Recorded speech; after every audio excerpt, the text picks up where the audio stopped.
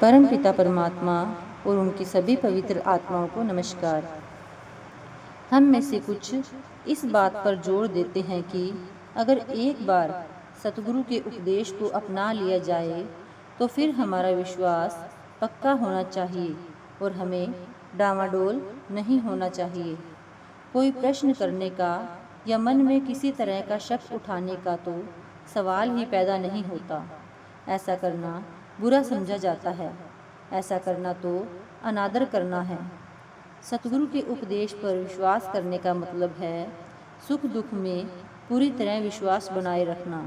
अगर हमें कुछ समझाया गया है तो बिना सबूत या प्रमाण के उस बात पर भरोसा बनाए रखना ही हमारी नज़रों में विश्वास है। सतगुरु के विचार इसके बिल्कुल उलट हैं। वह कहते हैं, आंखें मूंद कर विश्वास मत करो, सवाल करो। सवाल जवाब के दौरान उलझन में पड़े प्रश्नकर्ता को अक्सर प्रेरणा देते हुए वह कहते हैं कि आप तर्क वितर्क करो। अगर आप अपनी तर्क शक्ति, विवेक और सूझबूझ का इस्तेमाल नहीं करते तो यह निश्चित है कि आप उपदेश को दायरों में कैद कर रहे हो। हमें कैसे पता चले सतगुरु कौन हैं और क्या हैं? यह जानने से पहले हमें चेतना के उच्च स्तर पर पहुंचना होगा।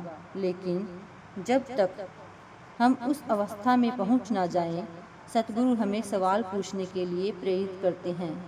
वह कहते हैं कि जब तक हमारे मन में सवाल हैं, हमें सवाल पूछते रहना चाहिए।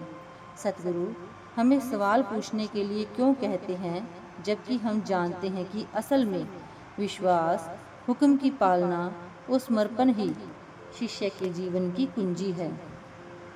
दरअसल अगर हम यह सोचते हुए सवाल न पूछें कि हमें शुरू से ही आंखें मूंदकर पूरा विश्वास करना है और इस गलत धारणा के कारण हम अपने सवालों को दबा लें, तो हो सकता है कि हम इन कट्टर धारणाओं से ही बंधे रह जाएं और हमें कोई रूहानी अनुभव ना हो। हालांकि रूहानियत में ऐसे कई सवाल होते हैं जिनका जवाब दिल से चाहते हुए भी हमें नहीं मिलता, क्योंकि चेतना के जिस स्तर पर हम हैं वहाँ इन सवालों का जवाब मिल ही नहीं सकता। लेकिन एक ऐसा वक्त आता है जब ये सवाल ही ख़त्म हो जाते हैं। हमारी तसल्ली इस बात से हो जाती है कि हमें चेतना के उच्च स्तर तक पहुँचने का तरीका पता चल गया है। हम इस नतीजे पर पहुँचते हैं कि यही बेहतर है कि हम अपना रूहानी अभ्यास जारी रखें। क्या शुरू में हमें किसी हद तक विश्वास की ज़रूरत है? बिल्कुल है, लेकिन यह ऐसा विश्वास नहीं है कि जिसका आधार कोई ऐसी धारणा है जिससे हम चिपके हुए हैं और जिसे परखने का हमारे पास कोई तरीका ही नहीं है। यह ऐसा विश्वास है जिसकी ज़रूरत किसी वैज्ञानिक को परीक्षण करने से पहले होती है।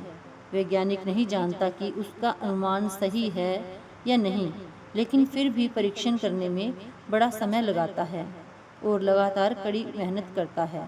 क्यों? क्योंकि उसे पूरा यकीन है कि परीक्षण करने का उसका तरीका बिल्कुल सही है और यह परीक्षण पूरी तरह से साबित कर देगा कि उसका अनुमान सही है या नहीं। यही बात रूहानियत में लागू होती है। हमें अभ्यास से शुरुआत करनी होगी।